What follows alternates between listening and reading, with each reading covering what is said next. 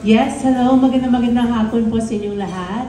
I'm so happy to be here, and I'm super happy to see familiar faces. And of course, thank you so much to Sir Harry Lopez Chua for giving me the chance to collaborate with you for Magical Gems.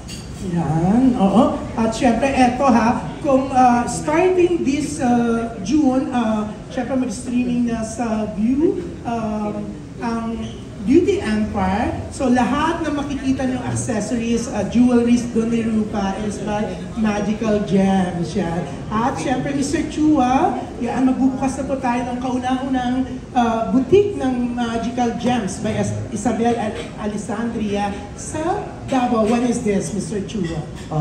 This will be on June 3. We'll have our grand opening in Davao City at Abrisa Mall, Davao City. Yes. It's a nice mall, Yeah, it's a nice mall. It's Ayala. Parang gusto daw sumama ni June. Yeah. Hindi, lagi ako doon, nag-Starbucks dati pag pupunta. Talaga, usap tayo. Kahit sa Seda Hotel lang ako doon pwede. Di ba kabilan? Yeah, but Seda right now is under renovation. Okay. Yeah. Pero syempre, Rupa, nakaka-excite, no? Kasi you started as a sponsor lang muna ang Magical Gems. Kinukuha ng stylist ni Rupa, pinupull out ang mga accessories and jewelries ng Magical Gems para sa mga eksena niya sa Beauty Empire. And nauwi yung yung sponsorship na yun sa collaboration. Paano ba nangyari to, Mr. Chua? I would say this is such a blessing, no? Rufa, you're a gift from heaven. I never expected this to happen. Like we are homegrown Davao company, and we're small, modestly aside. This is our first outing, so this is my first time to experience like on a national level, introducing my brand. Now, just everything fell in place. We worked together also with common people, and such a, I would say, it's such a wonderful, humbling experience that made this possible, that I get to meet Rupa as a partner. Yeah. Siyempre, Rupa, sa Beauty Empire po, Ito muna, natatawa sila kasi you keep saying partner, parang mag-jowa na tayo. Ay, Rupi, remember? Tawa sila. Naku, baka kala nila pwede kang tanungin tungkol sa partner mo, ha? Wala pong tanong later about sa partner. Natatawa ako kasi kanina pa sila hagikik doon. Kasi every time you're saying partner, yeah. Actually, yun din ang isip ko kanina. Gusto ko nga If I am misleading, it's flattering for me, but not for Rufa. Hindi naman. Naku, magagalit si Isabel and Alessandria, mga anak mo. Isabel and Alexandria, they were my inspiration when I started the business. They are my daughters. Later on, I actually asked them to speak, and we'll show a video. Pero yun nga, nakakatuwa, syempre pinaghahanda na nga mabuti ng Magical Gems sa kanilang event on June 3 in Davao. So Rupa, gaano ka ka-excited na makita, makasama, makasalumuhan mga Davaoenos on June 3? Well, una-una, kanina medyo naantok pa ako nung bumati ako sa inyo kasi I fell asleep in the car sa sobrang traffic. But anyway, thank you for all of your support. Of course, I'm here with the members of the press na kaibigan ko na rin at pamilya ko na rin. And of course, to Sir Harry na I'm so excited for this collaboration. Talagang napakaganda ng mga alahas nila. And I would like to call it more of jewelry and colored gems. Diba? Kasi pag accessories, June, parang fake yun eh. So, pero knowing you, Rufi, maarte ka rin. Okay. Alam nyo, may mga shoot si Rupa na talagang may mga pinapadala sa kanya, stylish niya. Hindi niya ginagamit. Gagamitin na lang niya yung mga alahas niya, tsaka alahas ni Tita Annabelle. Kesa gamitin niya. Kasi hindi maganda, alatang pe. Ito na. So for Beauty Empire, sinabi ko talaga, Ma, ayoko nang hiramin yung mga alahas mo. Kasi every time na hinihiram ko yung mga alahas ni Mommy, may 4 siyang pinapadalang security. And then every minute, kasi tinatawag siya. O yung mga alahas ko, dahil baka mawala, nasa stress ako, hindi ako makapag-memorize. So ngayon, ginagamit ko yung alahas ng Magical Gems. Nagbabantay po yung anak ni Sir Harry, ang kanyang girlfriend, pero at least hindi nila ako kinukulit tungkol sa alahas kasi nakabantay talaga sila doon. And maiiba talaga, especially for the big scenes, talaga makikita nyo na kakaiba yung mga alahas ko sa Beauty Empire. Ang bongga rin kasi ng Beauty Empire, di ba? Pinakamalaking show po ng GMA, View, Creation. Yan. This is going to be June, ano na ba ito? Different press con yun, June. Parang pa kayo pag-usapan. Oo, meron next week may pa-press con sila. Kung invited po kayo, hindi akin yun. Okay. Yeah, so meron kaming, yun, malapit na ipalabas ang Beauty Empire. We're currently taping right now. And ilalabas yun sa aking birthday month sa June. Parang pa-birthday sa'yo ang bongga, di ba? Pero syempre mauna na po sa June 3 ang grand opening ng Magical Gems sa Davao. And to answer your question, I super love Davao. I remember I used to go there siguro mga twice pre-pandemic. And hindi, for ano yun, na-invite lang ako. At saka nag-taping tayo sa Samar Island. Sa Samar Island, yes, for It Takes Guts to be a Gutierrez. And I was there last year for the opening of Landers. So nakita ko talaga, aside from the traffic, talagang napakalinis, napakamaayos. And mahal ako ng mga Davaoeños. Every time they see me, talagang tuwa sila sa akin. So, binibisaya ko rin sila ng slide. Ang bongga. Ang bongga ng Landers siya. I-renew ka nila ulit for mentioning that. Pero syempre, hindi na po natin patatagalin pa ang press con na to. Kasi si Tessa, meron pa siyang meeting sa Manila Times. So si Tessa na muna. Syempre, Tessa is the entertainment and lifestyle editor of the Manila Times. Thank you. Thank you for the wonderful introduction, and congratulations, Rufa. We're so happy. Another endorsement for you. You do deserve it. You work so hard and remain so beautiful. So, Mr. Lopez Chua is truly lucky to have you. But you grew up, tulad ng sabi mo nga, na surrounded by all these beautiful jewelry na alam, of course, ni Tita Annabelle kung paano kumilatis, paano tingnan. What has she taught you about choosing a piece of jewelry? And what among those lessons that she taught you did you see in Magical Gems? First of all, thank you so much for the article you wrote when we did Kabayan Remit. Nabasa ko. Napakaganda na sinulat mo. Thank you. And, well, my mom, actually lagi akong pinapagalitan ni Mommy kasi hindi daw ako marunong mag-alaga ng alahas katulad niya. Pag sinasauli ko na sa kanya, marumi na raw, punong-puno na makeup, hindi ko daw nalilinis. So, lagi niya akong inaaway. Because she said, pag may mga alahas ka, kailangan alagaan, punasan, huwag mag-spray ng pabango, suotin yung alahas after mong make-upan, hindi not during. And also, ingatan talaga and treat it like it's an investment. Maybe because nasanay na ako, the only girl ako, and my mom would always give me jewelry. Parang it was part of my life growing up na, you know, ito mga alahas na to. So para sa akin, parang pang everyday ko. I don't feel comfortable na wala akong suot na hikaw, feeling ko parang lalaki ako or ano. Nasanay na ako doon. So I love jewelry and she always tells me na alagaan, punasan, and gamitin as an investment because it's really an investment na you can use till the end of time and you can pass it on also to your children. And kayo po, sir, where are the gems sourced? Because like Rufa was saying, hindi siya accessory, it doesn't, they are precious stones. They range from semi-precious to precious stones. They're sourced from all over the world. And I would say like what Rufa is wearing right now, it is a London blue, which is the company color. She's wearing London blue topaz with pink sapphires. Pink sapphires and pink topaz. Yes. Yeah. So yan ang composition. It's worth how? It's very inexpensive, I would say. I think this is the first. I would say that these pieces are one of a kind. No duplicate copies unless a customer comes asking like, I want this also, I want this, can you make this for me? But if we find we're able to source the stones, yes, we can do the second piece. But these pieces, normally are very popular, this kind of designs are more popular in Europe, in US, so if there's a second piece, you don't find it here in the Philippines. So practically, it's a very good piece to own because of the value that you only have this in the Philippines. And I can assure you that all the styles that we carry, you cannot find them anywhere in the Philippines. I am exclusive to this design. And very inexpensive. That's the best part. Because you cannot believe that, because we purposely set them in silver, but heavily plated in gold. We do not use gold, we do not use diamonds, but as you can see, I think you will agree with me that the beauty is not missing. It's not lacking of beauty despite the absence of diamonds. No? So it's very affordable. Something like that is less than 500,000 everything.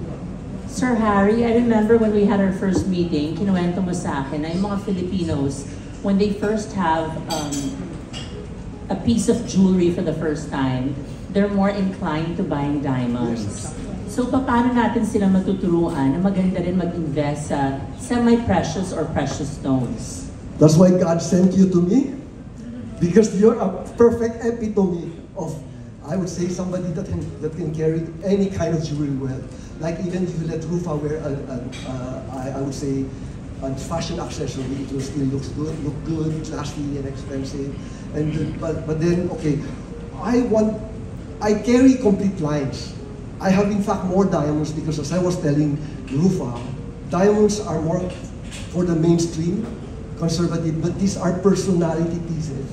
And the reason why I'm highlighting this is because I believe that every woman can experiment with their jewelry, like even on a very semi-formal or dressy casual, you will look good with gemstones.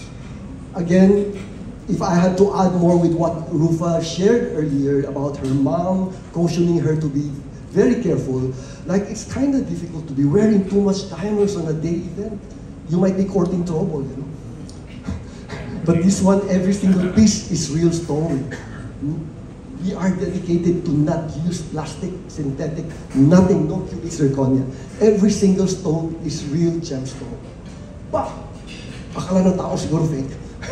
Siguro akala nila, but if you are not in the sphere of promoting that I am rich, but then that is perfectly fine. Because this speaks volume of your personality. So I would say women who are strong, passionate, women who are unapologetic with what they want in life, like Miss Rufa, then you will wear this. Okay, thank you po, and what a great partnership you have. Thank you very much for that. And thank you, Tessa. Siyempre si Tessa, she's from Corinthians. She can afford to buy ng magical gems. By Isabel and Alessandria. Yan. Thank you, Tessa. Yan. Oo. Yan. You mentioned 500,000 kanina. But eto hindi. Ito. Ito? Only 500? That's why it's so expensive. Muna ang magical gems, ha? It's expensive. I know. Oo. Alam mo kanina, yeah. We all know sapphires, rubies, and emeralds are all precious stones. A lot of these are incorporated. If this were set in diamonds, this will cost millions. So set with a few diamonds and gold, I can make more money. This will be very, very expensive. So, in fact, I'll be honest, I source a lot all over the world. Other Hong Kong suppliers knew I'm selling this, they offered the product. So sabi ko, wow, necklace alone is 10 million already. It's not easy to promote, no? But then here, something as beautiful, magical, enchanting like this will not cost you an arm and a leg. So nice yan. Oh. Sabi nga ni Mr. Harry Chua kanina sa akin, dapat daw lahat tayo, dapat we should invest in jewelries. Dapat daw may jewelry tayo. Tuwan-tuwa nga ako dahil after ng pagkasabi niya, inabutan niya ako ng paper bag. This is my gift for you. Kala ko may jewelry na ako. Perfume pala. Oh. Pero eto, the next na magtatanong, syempre walang iba kundi si Miss Lea Salterio. Hi, Lea. Sana may exomite tayo.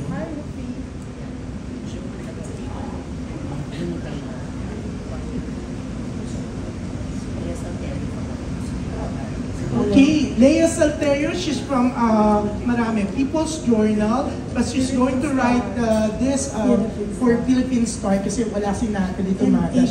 It's her birthday, abscbn.com entertainment, yeah. Good afternoon. Good afternoon. Hi, Rufi. Nice to see you again. Parang it's been a long time, ano? Anyway, last month. I know. Anyway, can I ask Mr. Chua, Larry Lopez Chua first? Yes. How did you, how did you zero in on Rufa, choosing her as the endorser or of Magical Gems? We met through common How long ago? people whom we work with also. So that was the way we met. Where? Here? Here in Manila. Manila. In Manila. When? Yeah, because I not too long ago, just this year. Because to be very honest, we're just a startup company. I find it so difficult, like to get an endorser. It's more. I'll be very honest. It's really beyond me. Now with the common introduction, like I cannot believe it. As I said, Rufa, you're heaven sent because she's the perfect epitome. Like I cannot believe that I will be meeting Rufa and we will be able to work together. So and that's why we're here. We're able to collaborate. I will not say partner again. So, Why did you use the word inexpensive for the jewelry? well, the word expensive is relative. As we say, Yeah. as we see that the one that Rufa's wearing now doesn't look inexpensive. Yes, because okay, again, let me explain why I say Define, this. yes. Because the word expensive is relative. What is expensive to you may not be expensive to me, and what is Yes. expensive is also relative to the quality. Like it may be a big amount, but it is inexpensive because considering the quality, whatever is in there is a good deal. So it's not necessarily price bound or related. It may sound like okay, it's 3 million. I would still say it is inexpensive because the value you're getting. So yeah, so that's what I mean. Thank you. Thank you, Leia, for that But, question. yes, Rufi, yeah. Jewelry is how important to you, your jewelry, through the years. And what was your first investment in your jewelry? Tita Leia, thank you also for the wonderful article you wrote about me. Articles. Last month, yeah. The recent one, and of course, Thank articles you. through the years. My first investment when I was 17 years old was actually a watch. So, hindi pa ako nag-alahas noon kasi marami na akong namana kay mommy. Pero yung first pinakamalaking purchase ko was a platinum Rolex. So, that's not really considered jewelry, pero Luxury. it's an investment, yes. Kasi my mom and dad would always teach me to invest either in jewelry or property or save it in the bank para hindi ko magastos sa mga panglabas-labas, sa pang-travel, or mga experiences. But I think the most precious jewelry Yeah, that you invested in. that I invested in, Secret pa yan. hindi pa pwedeng yung binigay na lang sa akin. Yung, may jewelry kasi binigay nung tatay ng mga anak ko sa akin. Pero ang nangyari, maganda siya. It was the engagement ring. Iniwan ko sa safe sa Istanbul nung umalis ako. So, hindi ko siya nadala. But I remember that being one of my best investments during that time. Kaso, nagmamadali na ako umuwi sa Pilipinas, naiwan ko siya doon. So, kailangan, di ba sabi nila, pag alahas or jewels or precious gems, madaling bitbitin wherever you go. Kasi, you just put it in a bag and you can leave. Yung mga paintings, mga lupa, medyo mas mahirap. So marami akong investments through the years and gifts also. So I can't pinpoint which one is more special. Yeah, oh, okay, thank you. Incidentally, is the dad still coming here? Well, parang nanonood yata siya ng mga videos online. Parang ayaw na niyang pumunta. Buti nagpadala pa ng allowance. So I think magkikita na lang sila sa abroad. Oh, alright. Oo. Thank you, Rufi. Thank you, Leia. Yan. Siyempre, next natin na magtatanong isa rin sa favorite ni Rufa. Bobby Riquentina of the Manila Bulletin. Hello, Rufa, and congratulations on your latest endorsement. Rufa, throwback question lang. Natatandaan po ba yung first time na nagsuot ka ng sobrang expensive sa photoshoot ba to? Or umattend ka ng awards night? Or sa abroad? And anong nararamdaman mo wearing that super expensive jewelry? Well, my first malaking jewelry, kung natatandaan ko, I think pre-pageant days pa lang eh. Okay. But what I remember was during my debut, kasi yung mga debut, di ba, pag nag-18 tayo nung araw, bonggang celebration, may cotillion and everything. So, para sa akin, when you wear fine jewelry or semi-precious jewelry, you feel like a lady or you feel like a woman.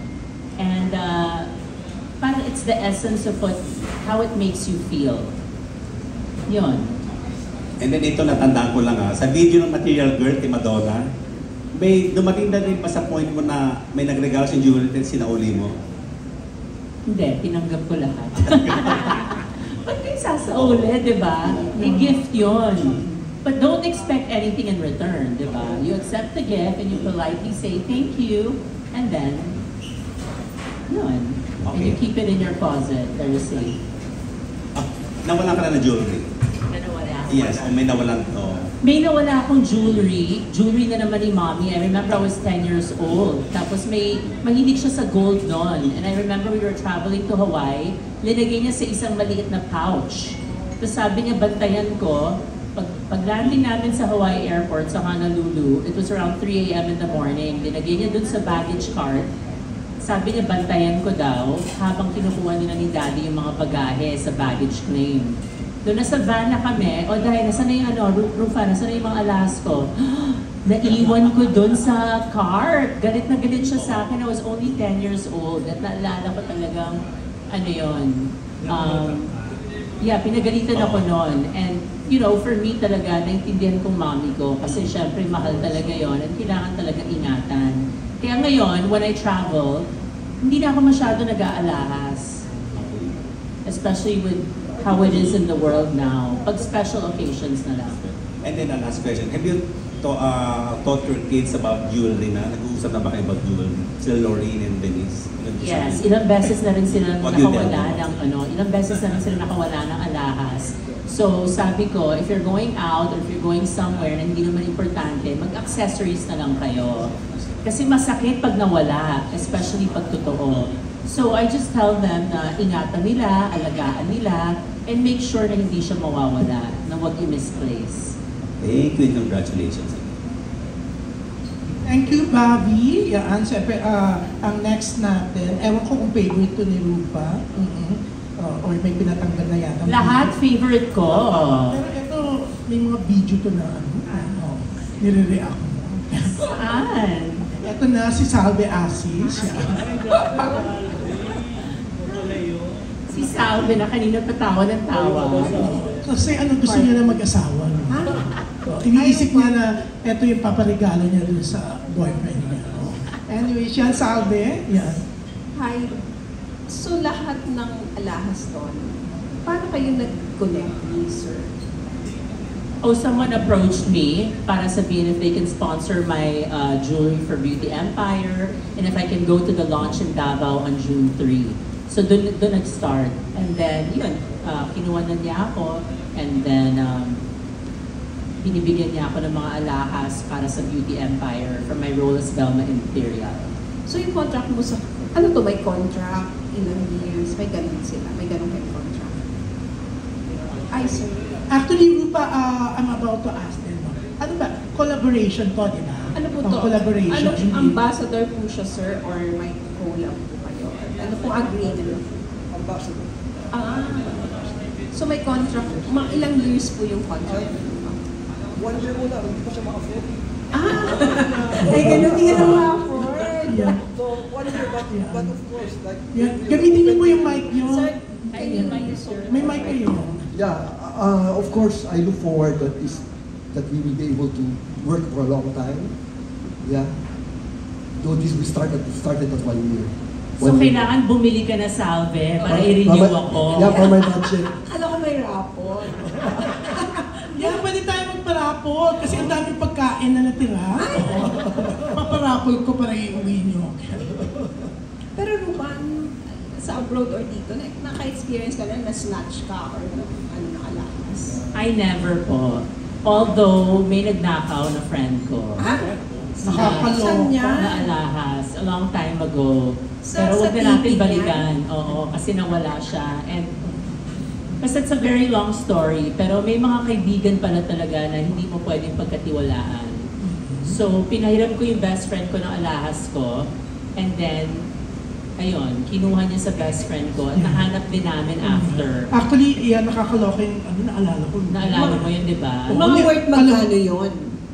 Inaano nung friend ko. Hindi siya nagtagumpay. Me naman kasi, I'm very generous to my friends, you know. Okay lang na ginamit nila, ganyan. And then, nalaman namin na nahanap namin yung alasa ni nakaw niya a month later. So, hindi na ako nagpahiram after that. So itong friend mo na to? Hindi na kami friends. Ay, dahil yung ex-friend mo na to, nasa Ay, pero showbiz. salve, hindi. Wala. Linawin natin, Rupa, hindi yung friend na pinahiram ni Rupa, hindi siya yung nagnakaw. Kasi magka-clubbing sila, gusto ni Rupa, bongga din yung alahas ng friend niya. Alam mo naman si Rupa, di ba? Kahit sarili niyang gamit, papagamit niya. Tapos, nalasing yung friend. Oo. Linasing nung magnanakaw. Oo. Tapos, nawala yung isang perasong hikaw. Yes. Kala yung friend niya na, celebrity, na siya, iiyak siya, and no, I'm going to pay. Sabi ni Rupa, no, it's Our okay. friendship is more important. Oo, yeah. Tapos, etong isang friend nila, iniwan yung marurumi niyang damit, iniwan yung marurumi yung damit, pinatake, pinaano sa inyo, iuwi. Girl, talaga kinayento mo talaga. Ay, naloka sila nang inaayos nila yung pants. Yung, di ba may yung ikaw? Yung pakaw. Nakaganon dun sa etiketa ng pantulon. Tinago talaga. Oo. Kwento mo in a nutshell, Bruce, para ikaw kukumpli. Hindi, yun na yun. Basically, yung kaibigan ko na ninakawan, hanggang ngayon mag-best friends pa rin kami, si Donita Rose. Pero yung nagnakaw, hindi na namin friend. Pero nasa showbiz pa to. Hindi, wala siya sa showbiz. Kaya wag natin siyang pasikatin na. Okay. Okay, thank you. At least. Na, June. Thank you, June. Thank you, Miss Salve Asis. Yan. Siyempre, ang next natin, siyempre, ang nag-iisa, nandito pa rin siya. Oo. June Nardo. Siyempre, bago pa ipanganak si Rupa, nasa showbiz na siya. Siya, haligi po ng showbiz siya. Diyos ko na. Hello, Tita June. Hello, You still look Rupi. very bagets and young. Oo, di ba? Sir, are you aware of Rufa personally or yung career-wise niya? Alam niyo ba? Kilala niya ba si Rufa? Para kunin niyo sa for this Magical Gems Ambassador? Kilala niyo? Yeah, of course. Rufa, well, in my younger years, I'm more aware of the showbiz personalities. Okay. I'm not updated. I'm not in the loop because, to be very honest, I admitted that I don't watch television. Okay. Pero kilala ko, of course. Yeah, kilala. Yeah. Okay. Pati yung love life niya ngayon, kilala niyo? Hindi ko alam lahat. I knew that she was married before. Okay.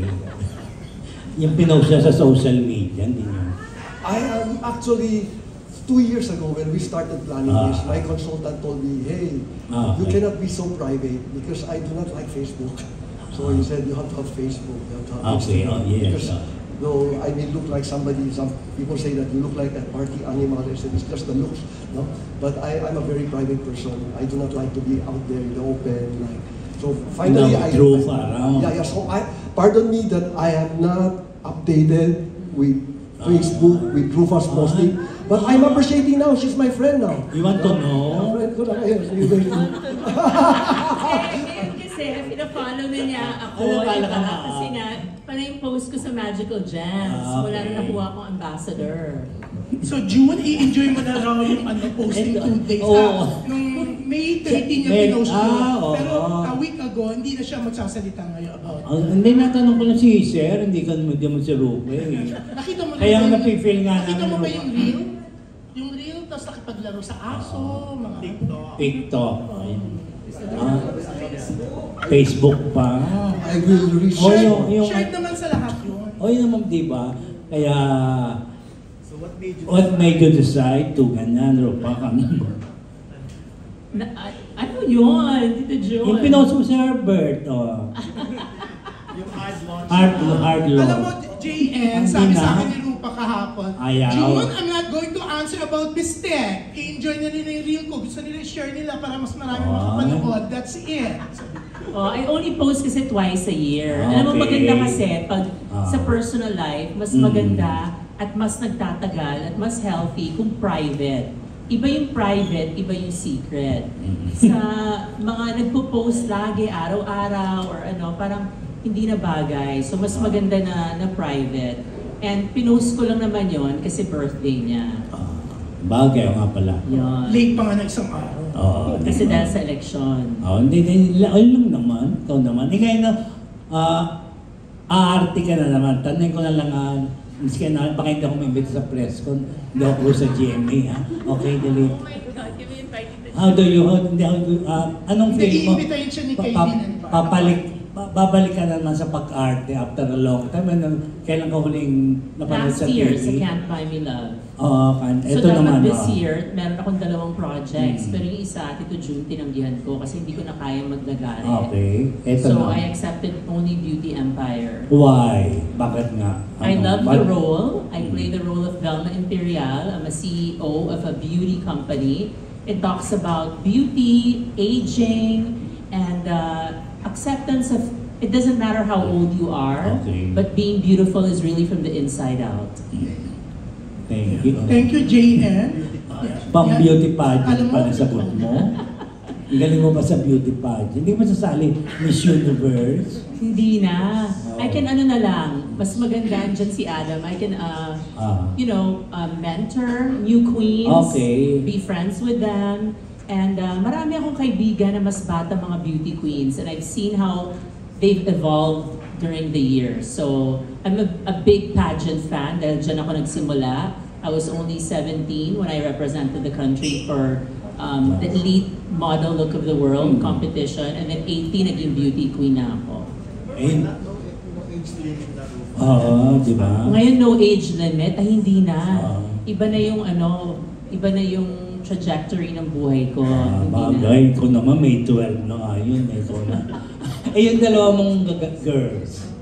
Two girls mo, di ba? Yeah, so si Lorene and Venice are arriving tomorrow and the day after tomorrow. So nasa college pa rin sila, Tito June. And I think they're very excited sa pag-aaral nila. And sabi ko sa kanila, I'll support them with whatever it is they want to do as long as makapagtapos sila ng college. Hindi naman beauty queen or showbiz ang ano niya? Well, I What think do you see in them? Si Lorene kasi, she's already 4th year college. So she's a senior. She'll be graduating from Pepperdine University in March or April of next year. Marami na siyang ginagawa. May mga projects siya with iba't ibang brands. And ngayon nga, pagbalik niya, marami siyang mga shoots, may mga endorsement offers din siya. Si Venice naman, she's a freshman. Taking a political science in a university in the States also. Mas private si Venice, ayaw niya sabihin kung saan siya nag-aaral. Pero magandang university. So natutuwa naman ako na mahilig sila mag-aral. I think for me that's the most important. Kasi ang showbiz, di ba, the opportunities come your way, pero importante may fallback ka pa rin. And para sa akin, ang importante yung edukasyon. And you graduated too, di ba? Yes, I graduated, and now I'm almost, I'm in the middle of doing my thesis. Mag-graduate na rin ako next year. I'm gonna have a master's degree in communication. Wow, congratulations. Di ba, hindi ka lang ambassadress? Ano ka ba? Thank Iba you, talaga June. nagagawa ng May 12, boy. Thank you, JN. Ito, alam mo kanina, JN, ang tinatanong mo siya tungkol sa Beauty Empire, napangangatong taong to. Talagang Sino? fan siya ni Rupa, tuwa-tuwa siya kasama si Rupa sa Beauty Empire, si Bix Almacen. Si Bix, alam mo, talagang nag-message siya sa akin, Kuya June, kasama pala si Rupa Gutierrez sa Beauty Empire, susulat ko na hindi pwede. Gusto mo